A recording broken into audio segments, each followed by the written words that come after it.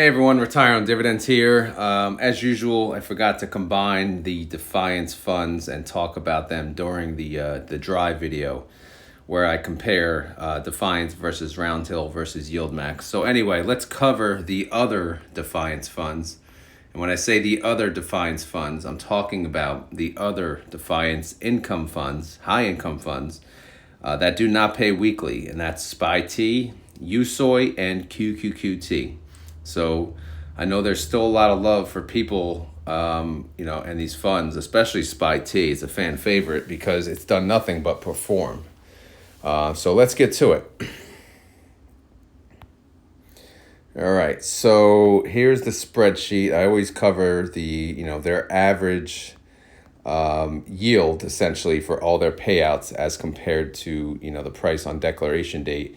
And as you can see, SPYT and QQQT, for those of you who are not familiar with them, SPYT is basically, it's a 20% yielder, right? 20% S&P 500 options income ETF. QQQT, NASDAQ, 20% income ETF. I do think they should change QQQT to be a 25% target yield. I think that would fare them much better because, to be honest, when you talk about doing options on the S&P versus the NASDAQ has more volatility, so they should be able to produce more income. So, but if you're going to make someone choose a 20% target fund and they have to choose S&P versus NASDAQ, they're probably just going to choose S&P. It's more diversified. It's less volatile, so they feel safer about it. So, but if they changed it QQQT to 25%, then now we're talking. Now we'll have options. Now there's a reason to invest in both, right? At least that's how I feel. I proposed it to Jay and Sylvia, by the way. I don't know what they're going to do with it, but I really think it would do QQQT some justice, to get its name out there a little more. Because right now, it's buried underneath SPYT because it does the same thing. However, SPYT's been established, and people love it. So why buy QQQT when SPYT's been doing, it's been doing it for me, right?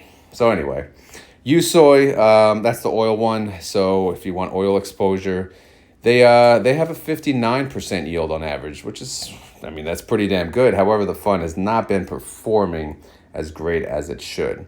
All right, so let's get to the numbers. So here's SPYT. Let me see where we left off.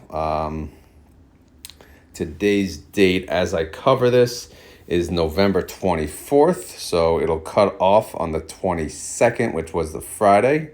So if we go here, we left off with a recovery rate of 160% on SPYT. Monday, they made 6 cents. Tuesday, 4 cents. Wednesday, nothing. Thursday, 12 cents. And Friday, 3 cents. So all 5 days this week produced income. And when I say produced income, I'm just tracking the movement of the ETF. So obviously it performed in a positive manner, and month-to-date income is now at 78 cents. So if we look at the recovery rate, which compares how much it has gone up versus how much it paid out, they did not only recover, they recovered 2 times over, plus 35%. So SPYT is having a fantastic month. By the way, the next declaration date will be November 29th, which is coming up soon. So they're on target, again, but they're only going to pay 20%. That's the thing, which is good. So again, they're at $20. That's kind of where they launched, right? And if you look at total return, they're basically staying flat and paying dividends. So that total return as of today or Friday shows 13.76% positive, which is pretty damn good, to be honest. What else? Oh, yeah, and it's not including dividend reinvestment. Like if you did DRIP, obviously that number would be much bigger. All right, so let's take a look at the next one. Next one being USOY. Same thing. We'll do a same comparison, see where we left off last time. Where are we at here? Okay, so is it 39 cents about? Yeah, okay. So Monday was like 39. Looks like we cut off. We were at a negative recovery rate when we ended the last video. So we start off Monday.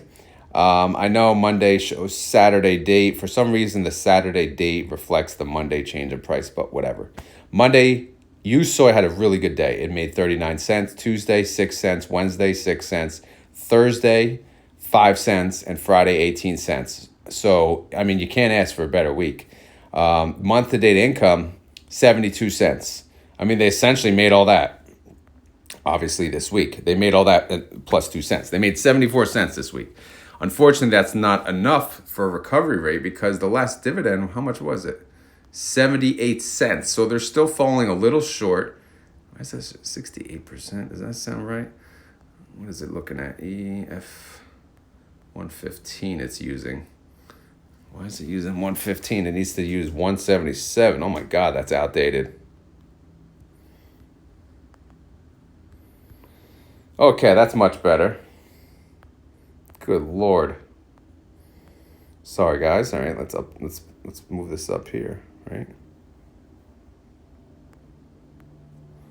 Much better. Okay, we are at a 92% recovery rate. That's the problem with having 10,000 spreadsheets. You forget to update, these stupid little formulas. I just got to double check this one now. It's picking up 241. 241. Yes, that was the last dividend for SPYT. So SPYT was correct. USOY, now it's correct. That's a 92% recovery rate. Total return from inception, positive 0.51%. Again, not fantastic. Look at the price, right? This fund launched around $20. It's at 15. So obviously it's not doing the best. However, maybe with the new administration, things will get better for USOY. All right, so let's move on to QQQT. First things first, I'll check the formula of the recovery rate. It's pulling up F73. That does not sound right. Nope. It's got to pull F35. So let's fix that from right here, and we'll drag it down. What we say, F135.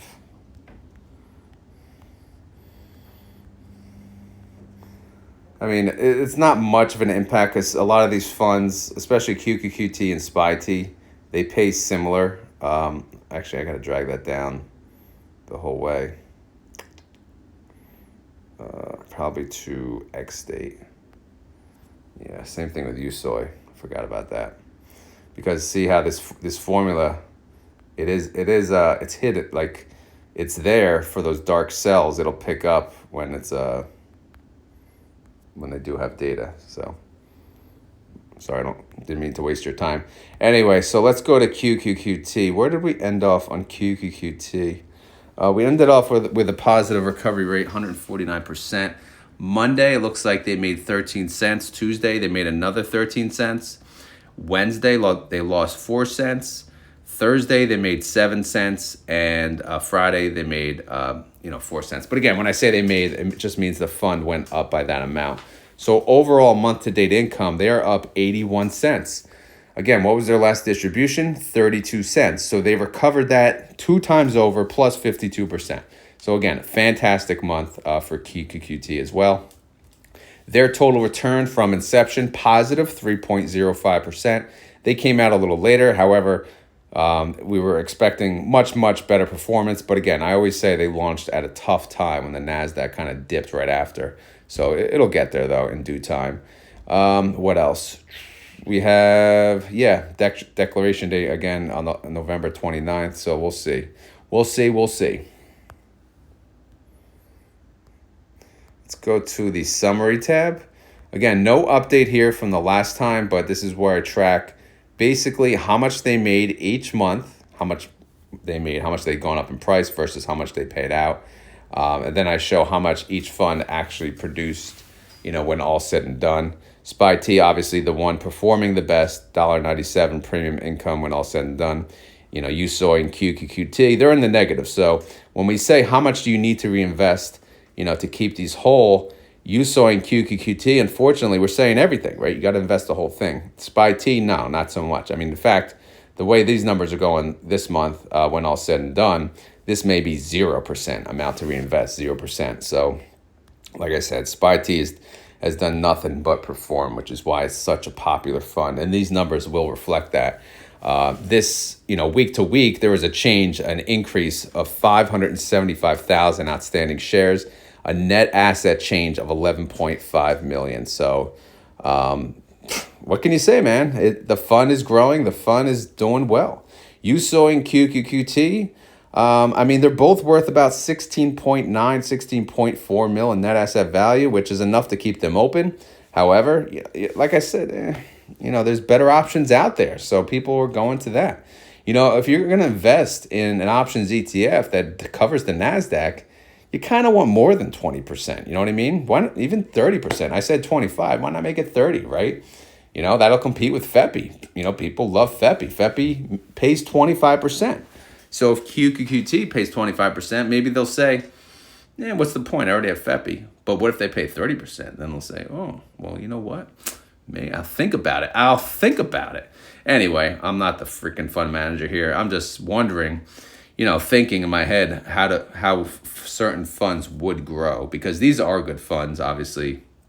USOY, debatable, of course, but SPYT and QQQT, these are pretty safe funds. Like if someone is worried about risk, people can always, mention these funds because, like I said, the goal is capital flat, 20% income, and that is very doable with an options income strategy. Anyway, as always, this is not financial advice. I am not a financial advisor. This video is for fun and entertainment. So hopefully you had fun. Hopefully you're entertained. If not, we will try again next time. Okay?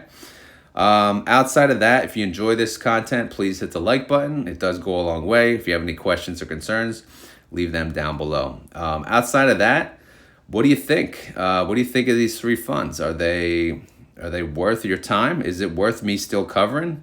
I know a lot of you do say it is, but not too many. But as long as there's some of you out there that still appreciate and want to see this content, then I'll cover it. Whether it's combined with the dry video or not, to be determined. But right now it's separate. But again, hope you enjoyed this video. If you did, please let me know, and I'll talk to you guys later. Thanks for watching.